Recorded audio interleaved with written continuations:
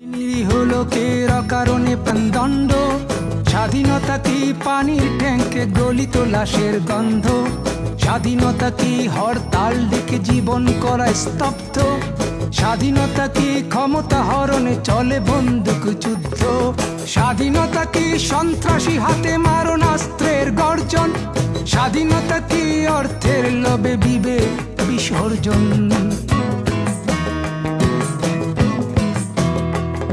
কি দেখার কথা কি দেখছি, কি শোনার কথা কি শুনছি, কি ভাবার কথা কি ভাবছি, কি বলার কথা কি বলছি। 30 বছর পরেও আমি স্বাধীনতাটাকে খুঁজছি।